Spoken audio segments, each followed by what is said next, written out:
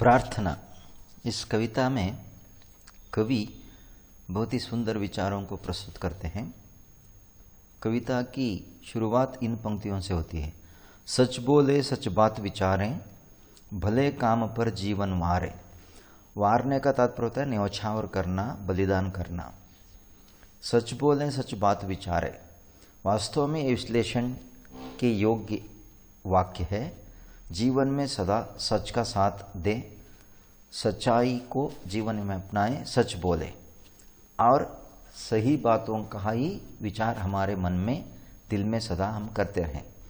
यह प्रार्थना कविता में कवि की बड़ी अच्छी बात है। भले काम पर जीवन वारे, अनेक काम हो सकते हैं, लेकिन भले काम करते रहने से, भले काम पर अपने जीवन को न्यौछावर करने से हम कहीं ना कहीं जाकर आदर्श व्यक्तित्व को पा सकते हैं। कवि की यही प्रार्थना है। बच्चों को इन बातों पर ध्यान आकृष्ट कराने की चेष्टा अध्यापकों को करनी चाहिए और बीती बातों को बिसराए। बहुत बड़ी सुंदर बात कही कवि ने। हमेशा स्मरण और विस्मरण, या स्मृति और विस्मृति दोनों ऐसी चीजें हैं। स्मृति की आवश्यकता जितनी है, स्मृति की आवश्यकता उतनी ही जीवन में होती है। हम पुरानी बातों को याद करते रहने से हमारा दिमाग नई आलोचनाओं को भरने की काबिलियत खो जाएगा। इसलिए हमारे दिमाग में अगर नई बातों, नई आलोचनाओं को हम लाना है, उनकी धारणा करनी है मस्तिष्क में, तो बीती बातों को बिसराना चाहिए। तो यह कवि का आशय है। इस आशय को छात्रों तक पहुंचाना हमारा शिक्षा धर्म होता है, शैक्षिक धर्म होता है। कवि की वो बड़ी एक सुंदर पंक्ति इसके लिए बहुत झचती है। सांच बराबर तप नहीं, झूठ बराबर पाप। कबीरदास ने कहा है सच के बराबर तप नहीं है और झूठ के बराबर कोई पाप नहीं है। यहाँ पर पाप और धर्म यानी कि तपस्या को बहुत ही सुंदर सरल तरीके से कबीरदास ने कह दिया। सच ही तप है, झूठ पाप है। बहुत बढ़िया। आगे रहीम की एक पंक्ति को लेकर के बाकी के जो महत्वपूर्ण वाक्य हैं उन पर विश्लेषण करेंगे। क्षमा बड़न को चाहिए, छोटन को उत्पात। बड़े लोगों को क्षमा करने की योग्यता होनी चाहिए, आदत बना लेनी चाहिए। छोटन को उत्पात, तो ये बहुत बड़ा सरस मतलब एक अच्छे प्रसंग का वर्णन करते हुए रहीम ने कहा था छोटे बच्चे उत्पात करते हैं, शोर मचाते हैं, उनकी वो आदत होती है, लेकिन क्षमा करना बड़ों की बड़ाई होती है। तो कविता में इन पंक्ति बहुत ही गहराई तक ले जाने वाले हैं। छोटे बड़े सभी मिल जाएं, गिरे हुए को तुरंत उठाए। हमारे सामने जो गिर रहा है व्यक्ति, हमारे नजरों के सामने, उसको तुरंत हमारी सहायता की आवश्यकता जब आती है तो तुरंत उसका मदद करें, उसकी सहायता करें। या और सहायता करने के लिए छोटे हो बड़े हो इसकी कोई ज़रूरत नहीं होती।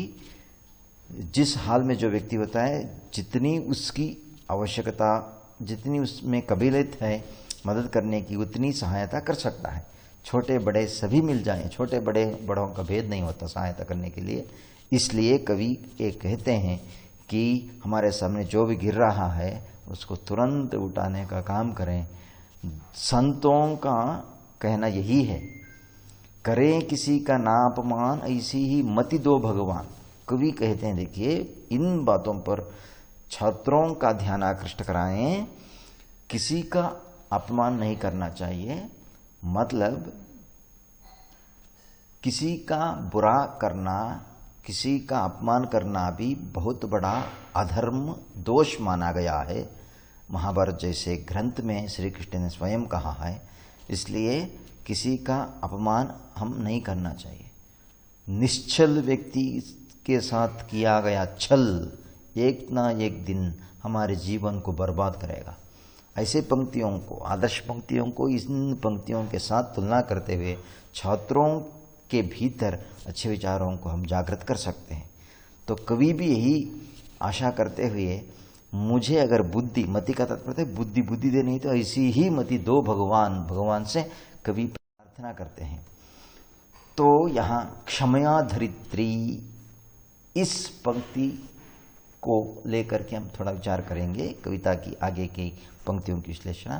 क्षमया धरित्री में इसलिए हम कहा है, विवेकानंद ने कहा था, जननी जन्मभूमिश्चा स्वर्गादपि गरीयसी। जननी और जन्मभूमि से बढ़कर कोई स्वर्ग मेरे लिए नहीं है। वास्तविकता की बात है, हजारों सालों तक यह बात चलती है, सच्चाई इसमें है। इसलिए क्षमया धरित्री संस्कृत में कहा गया।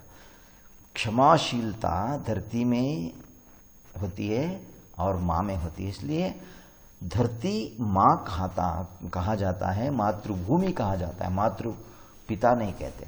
इसलिए क्षमया धरित्री, इतनी सहनशीलता रखने वाली धरती, जिस धरती में हम हैं, यानी कि हमारे देश में हम हैं, उसके साथ कैसा रहें। कवि कहते हैं, देखिए, देश देश में मान रखे हम।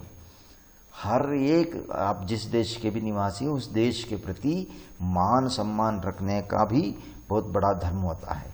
एक रहे सद्भाव रखे हम।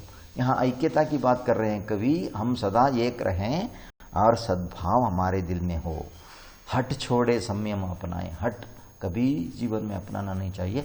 हट जितना होता है उतना ही नीचा आदमी गिर जाता है, और संयम आदमी को बहुत ऊंचाई तक ले जाता है, बहुत ही गहराई तक ले जाने वाली बातें।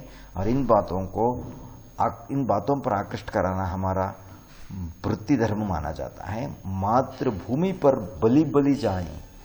तो यहाँ कवि का कहना है, मातृभूमि पर बलि, हमारी हर एक, ये हमारे देश के सैनिक, किसान, जितने भी मतलब धरती को पूजा करके अपना काम करते हैं, धरती को माँ मानते हुए उसकी रक्षा करते हैं, मातृभूमि पर अपना शीश चढ़ाने हमेशा के लिए तैयार रहते हैं। इसलिए मातृभूमि पर बलि बलि जाए का तात्पर्य होता है कि हम केवल स्वतंत्रता दिवस के दिन जय हिंद कहकर हमारा जोश देश के प्रति जो है वह समाप्त नहीं होना चाहिए, बल्कि हर दिन हर पल देश के प्रति हमारे दिल में मान रहे।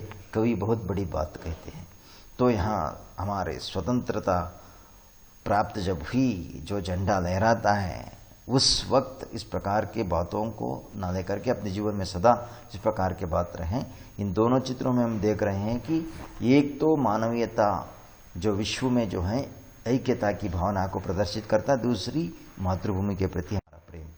तो इस प्रकार के विचारों को लेकर छात्रों को 5V पंचम ई, मैंने पंचमी कह दिया उसको, छात्रों को एंगेज कराते हैं। छात्रों को उसके बाद एक्सप्लोर करने के लिए भी कह सकते हैं। उसके बाद जो एंगेज एक्सप्लोर के बाद छात्र जितना जानते हैं उसका एक्सप्लेन करते हैं। इन तीनों के बाद जो महत्वपूर्ण दायित्व जो होता है अध्यापक का, एक्सप्लेन करने का अथवा एक्सपैंड करने का। एक्सप्लेन के बाद तो expand beyond of the text भी हो सकता है। छात्र जितना एक्सप्लेन करते हैं उससे अधिक अध्यापक को बताना पड़ता है। उसके बाद इवैल्यूएशन दोनों तरफ से होती है। अध्यापक का इवैल्यूएशन मूल्यांकन छात्र भी करते हैं, छात्रों का मूल्यांकन अध्यापक करते ही हैं।